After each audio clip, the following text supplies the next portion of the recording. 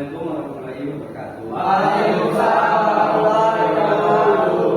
Terima kasih teman-teman dan rekan-rekan kami untuk menjelaskan tentang anti korupsi. Sebelumnya akan saya Dr. Salih, biasa diperkenalkan.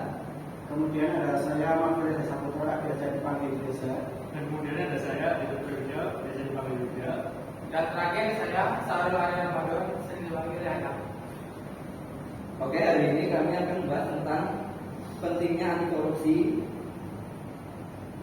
dan bagaimana dampaknya serta langkah-langkah yang bisa kita ambil untuk menjadi bagian dari solusi.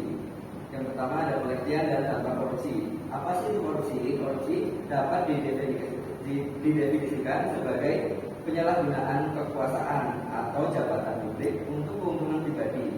Dampaknya sangat merugikan, antara lain ada di ekonomi, yaitu merosotnya investasi asing, penghambatan pembangunan ekonomi, dan penurunan kesejahteraan masyarakat.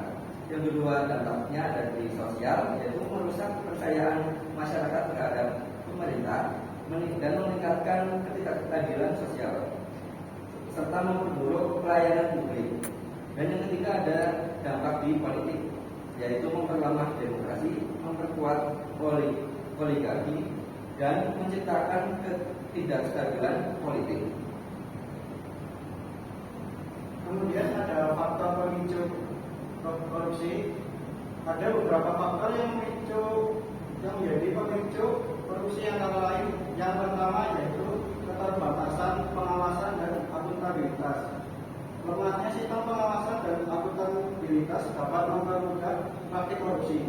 Kemudian yang kedua ada tingginya kesempatan untuk korupsi, misalnya dalam proses pengadaan barang atau jasa atau penerimaan suap. Yang ketiga ada kurangnya kesadaran hukum dan moral. Ketidakpedulian terhadap konsekuensi hukum dan moralitas dalam bertindak menyebabkan menjadi pemicu korupsi. Kemudian ada yang ketiga, peran setiap individu dalam melawan korupsi. Kita semua memiliki peran korupsi penting dalam melawan korupsi. Yang pertama ada integritas pribadi, menjaga integritas dalam segala tindakan kita, baik dalam kehidupan sehari-hari maupun dalam lingkungan kerja. Yang kedua ada pendidikan dan sosialisasi, meningkatkan kesadaran pengetahuan tentang bahaya korupsi melalui pendidikan formal dan sosialisasi di masyarakat. Yang ketiga ada partisipasi aktif, berpartisipasi dalam pengawasan dan pemantauan terhadap penggunaan dana publik dan kebijaksanaan pemerintah. Selanjutnya ada langkah-langkah konkret untuk melawan korupsi. Beberapa langkah-langkah yang dapat kita ambil untuk melawan korupsi yaitu ada menggalang dukungan publik, membangun kesadaran dan mendapatkan dukungan luas dari masyarakat untuk melawan korupsi, dan juga ada memperkuat lembaga pengawas, yaitu memastikan lembaga-lembaga pengawas memiliki kapasitas dan kemandirian yang cukup untuk mengawasi pemerintah dan sektor swasta. Dan ada juga mendorong transparansi dan akuntabilitas, membuat informasi publik lebih mudah diakses dan mempertanggungjawabkan para pelaku korupsi. Korupsi bukanlah masalah yang bisa diselesaikan dalam semalam, tetapi dengan langkah-langkah yang konsisten dan kolaboratif, kita dapat membuat perubahan yang signifikan. Kita perlu mengubah budaya dan perilaku yang menghargai integritas, transparansi, dan keadilan.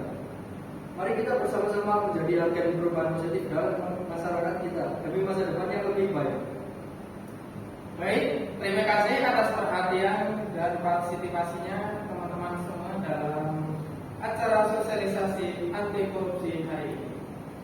Semoga materi yang telah kita bahas dapat memberikan pemahaman yang lebih dalam tentang pentingnya melawan korupsi dan bagaimana kita bisa berperan aktif dalam hal ini.